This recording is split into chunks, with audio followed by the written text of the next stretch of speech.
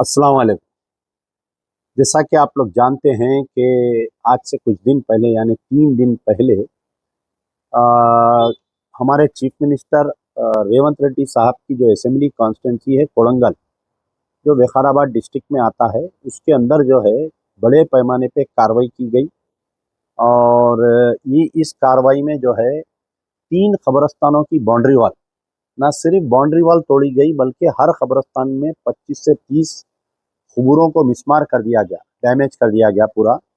और एक छिल्ले महबूब सुबानी, एक दरगाह और एक आशुर खाने को शहीद कर दिया गया, यानी पूरा मिटा दिया गया।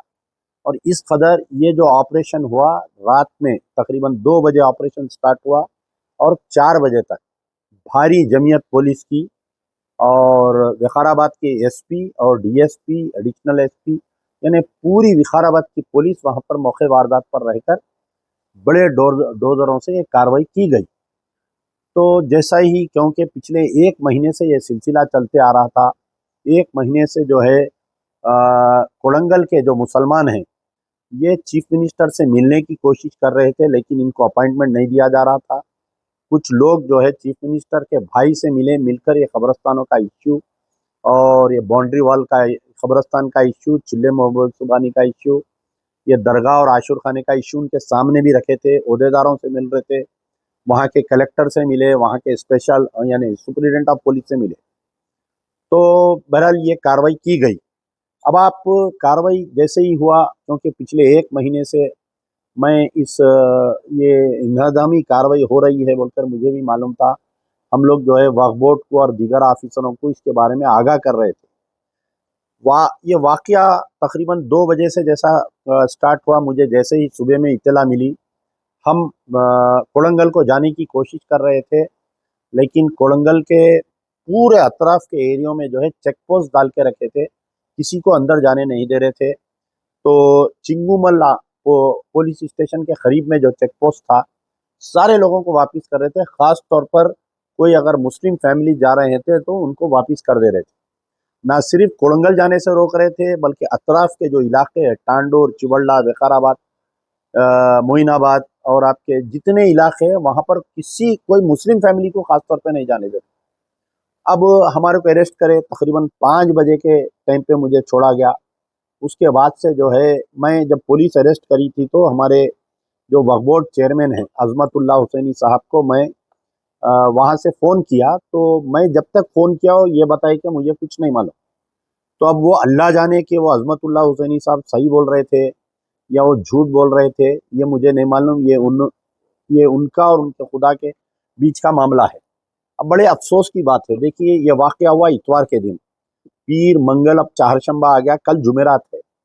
लेकिन तेलंगाना के नामवर सियासतदान, तेलंगाना स्टेट के नामवर उलमा, मशाइखीन, जो मजहबी रहनुमा है हमारे, ये तमाम लोग खामोश बैठे हुए। ये बड़ा अफसोस हो रहा है। अफसोस रेवंत रेड्डी क्यों तुड़ाया, रेवंत रेड्डी इन्वॉल्व है या नहीं है, ये अलग बात है। लेकिन हमारे उलमा, मशाइखीन, हमारे सियासी कायदीन की जो बेहसी है, ये बेहसी हमारे लिए बड़ा तकलीफ देह का मंजर है। असदुद्दीन ओवैसी बड़े बड़े तकारीर करते, वफ़ के चैंपियन बनते हिंदुस्तान में, बिहार में जाके वहाँ पर बीजेपी को जिताने के लिए दुनिया की दिन रात मेहनत कर रहे हैं। असदुद्दीन ओवैसी का आज तक ना स्टेटमेंट आया, ना ट्वीट आया। कोई दूसरे, अगर उत्तर प्रदेश, बिहार में ऐसा वाकया होना था, फौरी असदुद्दीन ओवैसी का ट्वीट आ जाता था। अकबरुद्दीन ओवैसी ऐन इलेक्शन में निकलते, बांकड़े पहलवान बड़े बड़े तकरीरा करते, आइंदा अगर ऐसा होगा तो मजलिस छोड़ेंगी नहीं, देख लेंगी, वैसा करेंगी। उनका जो है अभी तक कोई स्टेटमेंट नहीं है। अब रही बात, मैं जब मुझे गिरफ्तार करके छोड़ा गया था, मैं जब पुलिस स्टेशन से थोड़ी दूर पे मैं चाय पी रहा था, तो वहां पर जो है मैं जब रुका था ढाबे पे, तो 2 गाड़ियां जो है मनी एमआईएम का झंडा लगाकर जाते हुए दिखे। तकरीबन 5:30 पौने 6 बजे का वाकया है। मुबीन एमएलए जाते हुए दिखे मुझे। इन्हों जाके क्या करे, वहां पर एक बयान दिए कि बल्दिया कमिश्नर को हम देख लेंगे, हम ऐसा करेंगे। जबकि आपको मालूम होना चाहिए कि ये पूरा इन्हदामी कार्रवाई जो हुई, चीफ मिनिस्टर की मर्जी के खिलाफ हो ही नहीं सकता। ये आप बताइए, मैं एक मेरी मिसाल देता हूँ। मैं एक छोटा सर का कारपोरेटर था, 10 साल, 2 टर्म अल्लाह ताला खिदमत का मौका दिया। मेरी बगैर इजाजत जो है डबिलपुरा ब्रिज कोई ऑफिसर नहीं उतर सकता था, यहाँ तक के पुलिस वाले भी नहीं उतर सकते थे। जब इतनी बड़ी कार्रवाई हो रही है तो चीफ मिनिस्टर के बगैर इन्वॉल्वमेंट, चीफ मिनिस्टर की कॉन्स्टिट्यूंसी में इतना बड़ा वाकया होना, तो ये सरासर जो है मुसलमानों को बेवकूफ बनाने की बात है। फिर उसके बाद में आप देखिए, मौलाना Khalid Saifullah Rahmani all India Muslim personal law board के सदर हैं। सदर साहब, आप जो है, आपका ताल्लुक हैदराबाद से है, आपके मदरसे से 1 घंटा दूर पे इतनी बड़ी अनधामी कार्रवाई हो गई। आप अपनी किताब की रस्म इजराया कराने के वास्ते चीफ मिनिस्टर को बुला के आप बड़े शादी खाने में एक 500 आदमी को डिनर करा के किताब की रस्म इजरा कराए, बहुत अच्छा काम करे। लेकिन वही खालिद सैफुल्लाह रहमानी को पता नहीं क्या हो गया, इनको एक स्टेटमेंट नहीं आया आपका सीएम के खिलाफ में। इतनी बड़ा वाकया हुआ, खबरस्तान को शहीद का, खबरस्तान के दीवारों को, खबरों को तोड़ दिए, छिले महबूब सुबानी को वो कर दिए। अब उनके फर्जन उमर आबेदीन है। उमर आबेदीन साहब, आप तो बहुत बहुत भाग भाग के जलसे कर रहे थे, प्रेस कॉन्फ्रेंस कर रहे थे, संडे वफ लगा रहे थे, बत्ती गुल कर रहे थे, आप चेन, ह्यूमन चेन पकड़ रहे थे। ये तमाम आपकी सलाहियत कहाँ पर चले गई? आप किसकी हिदायत के इंतजार में बैठे हुए? मैं ये वीडियो के द्वारा आपसे पूछ रहा हूँ, खालिद सैफुल्लाह रहमानी साहब के फर्जन उमर आबेदीन साहब से।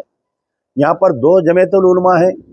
एक जमीयतुल उलमा जो है हमारे मुफ्ती गयासुद्दीन रहमानी साहब इसकी सदारत करते हैं, और उनके जनरल सेक्रेटरी मुफ्ती महमूद जुबैर खासमी साहब हैं। मुफ्ती जुबैर खासमी साहब तो बहुत हर मसले पर बोलते, हर मसले पर जाते, लेकिन इस मसले पे बेचारे हमारे मुफ्ती साहब खामोश बैठे हुए हैं, गयासुद्दीन रहमानी साहब खामोश बैठे हुए हैं।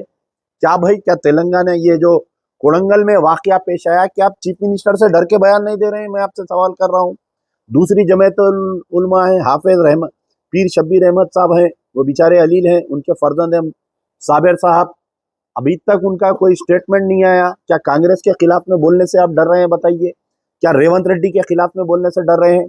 मुबीन साहब वहां पर स्पॉट पे गए, चद्दर चढ़ाए, फूल डाले, बल्दिया कमिश्नर मुर्दाबाद, AIMIM जिंदाबाद के नारे लगा रहे हैं। वहां पर जरूरत थी कि चीफ मिनिस्टर रेवंत रेड्डी मुर्दाबाद के नारे लगाने की? आप वहां पर पहुंच के जो है चद्दर चढ़ा के, रोड के ऊपर एक चद्दर बिछा के, थोड़े फूला डाल के MIM जिंदाबाद बोलने की क्या जरूरत थी? क्या बहुत बड़ा कारनामा करी थी MIM? बताइए। आप जो है सरकारी तौर पर वहां पर गए थे, आपको ले जाया गया था ताकि मुसलमानों का गुस्सा ठंडा हो, मुसलमानों को बेवकूफ बनाए। वक्फ बोर्ड चेयरमैन दूसरे दिन गए, माइनॉरिटी फाइनेंस कारपोरेशन के उबैदुल्ला कोतवाल, जिसका ताल्लुक महबूब नगर से है, 48 आवर्स के बाद में वक्फ बोर्ड चेयरमैन अजमतुल्लाह हुसैनी और ये दोनों जने गए वहां पर। ये दोनों जने वहां पर गए, जाकर ये बोल रहे हैं कि चीफ मिनिस्टर को बदनाम कर, कुछ कांग्रेस की अखिलियत की कायदीन बयान दे रहे हैं कि चीफ मिनिस्टर को कुछ ऑफिसर्स बदनाम करने के लिए ये करे कार्रवाई। अगर ऐसी बात है, आप जो बोल रही हैं वो सही है, तो आज वाकया हो के 4 दिन आया, एक ऑफिसर का ट्रांसफर नहीं कर सके आपके चीफ मिनिस्टर साहब, सस्पेंड नहीं कर सके। आप क्या अवाम को, मुसलमानों को कान में बीड़ी रख लेके बैठे समझ रहे हैं? आप ऐसे बयान दे रहे हैं। सो आप लोग, वक्फ बोर्ड चेयरमैन साहब, आपकी अक्ल किधर गई? आप चिलकुरी पेट की मस्जिद भी जब शहीद हुई तो ऐसी बयान दिए कि 4 दिन के अंदर हम मस्जिद बना देंगे वहां पर बोल के। आज 2 साल मुकम्मिल हो गया चिलकुरी पेट का, मस्जिद को शहीद करके, मस्जिद जागीरदार को, अभी तक वो मस्जिद की तामीर नहीं हुई। तो बहरहाल मेरा बोलने का मतलब यह है कि इस मसले को धीरे धीरे, खाना गर्म रहा तो खाए तो चुरके लगते, ठंडा करके इसको खाने की बात है। तो ये बात वाजे हो गई कि चीफ मिनिस्टर के टेबल पे ये डिसाइड हुआ कि मार दो, तोड़ दो, जो होता हम देखेंगे। ये सीएम साहब जो है मुसलमानों के कातिल बन गए। ये खबरस्तानों को तोड़ के, खबरस्तानों को मिसमार करके, और कई उलमा मशाइखीन है, हमारे अंजुमन खादरिया के अली पाशा खादरी साहब है, उनका स्टेटमेंट नहीं आया। शायद वो बेचारे अपनी दीनी रैली में मसरूफ है, इसलिए उनको फुर्सत नहीं मिली ये खबरस्तानों के ऊपर स्टेटमेंट देने की। मौलाना जाफर पाशा साहब है, अभी तक कोई स्टेटमेंट नहीं आया, उनका क्या वजह है समझ में नहीं आया मुझे, हालांकि वो हर मसले पर बोलते हैं। मैं उनसे गुजारिश करूंगा कि आने वाले जुम्मे के दिन आप खुतबे में इसका जिक्र करिए और संगीन नताइज भेजिए। अगर ये खबरस्तानों के दीवार को अगर दोबारा नहीं बनाए, अगर ऑफिसरों को अगर वो नहीं किए तो। और सबसे बड़ी चीज ये है कि वहां पर एक आशुर खाने को शहीद किया गया, कोई शिया तंजीम का एक आदमी जाके उसका दौरा नहीं करा। एक शिया जो है वक्फ बोर्ड में मेंबर है, वो बेचारे अभी तक खामोश बैठे हुए हैं। क्या वजह है अहले ये शिया लोग खामोश बैठे हुए हैं, मुझे ये नहीं समझ में आ रहा है। क्या चीफ मिनिस्टर की कॉन्स्टिट्यूंसी है बोल कर डर रहे हैं? कांग्रेस के तमाम अखिलती कायदीन, मोहम्मद अली शब्बीर से लेकर वक्फ बोर्ड चेयरमैन से लेकर आपके उर्दू एकेडमी के हमारे निजामाबाद के उन्हों है चेयरमैन साहब है, उन्हों खामोश बैठे हुए हैं। आपके हमारे जो हज कमेटी के खुसरो पाशा हुसैनी, अरे आपका ताल्लुक तो खानखा से है, आप सबसे पहले एहतजाज करना चाहिए इसके अंदर। आज ये दरगाह पे नुकसान पहुंचाए, कल हो सकता है किसी और दरगाह पे बुलडोजर चल सकता है। आप कांग्रेस पार्टी के सीनियर रुकन है, आप वक्फ बोर्ड, आप जो है हज कमेटी के चेयरमैन है, खुसरो पाशा हुसैनी खामोश बैठे हुए हैं। 5 मुसलमान चेयरमैन पूरे टिमरिस के हमारे फ़हीम कुरैशी साहब चीफ मिनिस्टर के साथ आपके फुटबॉल खेलते हुए, हॉकी खेलते हुए फोटोस आ रहे हैं आपके। आप इतना करीब है, आप क्या सीएम साहब को एक बात नहीं बोल सकते? साहब क्या अपन इसलिए, क्या कोड़ंगल के मुसलमान इसलिए वोट दिए? वो छिल्ले महबूब सुबानी पे मुझे कोई फोटो भेजे। सीएम साहब नॉमिनेशन डालने से पहले रेवंत रेड्डी साहब वहां पर जाकर चद्दर चढ़ाते, वो दरगाह पे जाके चद्दर चढ़ाते। अरे आपको जहां पर बिलीफ है उसको आप मार के तोड़ के रोड वाइडनिंग में ले रहे हैं, बोल रहे हैं आप। उसका भी एक तरीका होता, आप मुसलमानों से बात करना चाहिए था, मुसलमानों को समझाना चाहिए था आप, लेकिन ऐसा कुछ नहीं किए। बिल्कुल एक मिलिट्री राज के तहत जो है पूरा मार के तहस नहस कर दिए इसको। तो मेरा मुतालिबा है कि आने वाला जो फ्राइडे है, यानी कल जुमेरात है, परसों जुमा है, तमाम तेलंगाना के मसाजिद में मुसलमान इसका प्रोटेस्ट दीजिए। इसको, ये जो कोड़ंगल में जो वाकया पेश आया, इसके ऊपर हमको प्रोटेस्ट करना चाहिए, पीसफुल प्रोटेस्ट करिए। सीएम का बाज़ाब्ता हर मस्जिद के बाहर आप एक बोर्डिंग कार्ड, एक वो लिखिए कि we protest against the demolition of graveyards, आशुर खाना, छिल्ले महबूब सुबानी एंड ये जो भी छिल्ले महबूब सुबानी दरगाह, and we demand strict action from Revanth Reddy बोल के हर मसाजिद के, क्योंकि ऑलरेडी कोड़ंगल के मुसलमान उस दिन एहतजाज कर रहे हैं, हम उनका साथ देना जरूरी है। जुमा नमाज के बाद में पूरे तेलंगाना के मसाजिद में मेरी ये गुजारिश है, और जितने उलमा मशाइखीन सियासी कायदीन हैं, आप लोगों से भी मेरी गुजारिश है कि इस मसले को इतना लाइट मत लीजिए। अगर आप लाइट लेंगे तो फिर जिस तरीके से बीआरएस के दौर में 9 मसाजिद, एक मस्जिद को शहीद करे, अगर आप गड़बड़ करते तो दूसरे मसाजिद शहीद नहीं होते थे। आपकी खामोशी उलमा मशाइखीन की, एमआईएम वाले जब बीआरएस के साथ थे तो उनके कपड़े धो रहे थे, आज रेवंत रेड्डी की गुड फ्रेंड माई फ्रेंड के साथ में है। आप खास तौर पर मुबीन साहब का स्टेटमेंट उठाकर देखिए, एमएलए साहब का। एमएलए साहब को यह चाहिए था कि रेवंत रेड्डी को कंडेम करना चाहिए था, बल्कि बल्दिया कमिश्नर को कंडेम किए। पूरे स्टेटमेंट में कहीं रेवंत रेड्डी का नाम नहीं, असदुद्दीन ओवैसी का कोई स्टेटमेंट नहीं।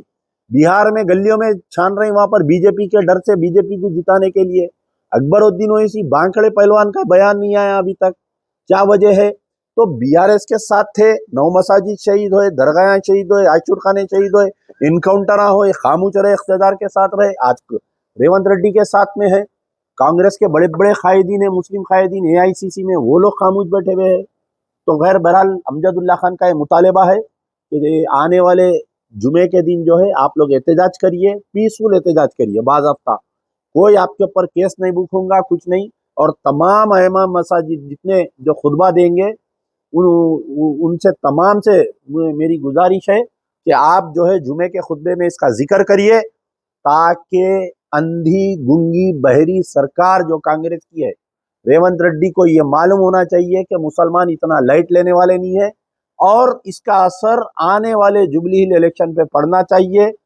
जब भी रेवंत रेड्डी या कोई कांग्रेसी अगर वोट मांगने के लिए आएगा जुबली हिल में, तो साफ उनके लिए कहिए कि हमारा खबरस्ताना तोड़ने वोट देना, हमारा छिल्ले महबूब सुबानी तोड़ने वोट देना, हमारी दरगाहें तोड़ने वोट देना, हमारा आशुर खाना तोड़ने वोट देना, क्या बोल के ये सवाल करिए। तो आने वाले जुमे में इंशाल्लाह अल्लाह से दुआ है कि अल्लाह ताला मुसलमानों को हिदायत दे, ताकि वो एहतजाज करे अपनी खबरस्तानों के मिसमारी के खिलाफ में। यार जिंदा सोबत बख्श।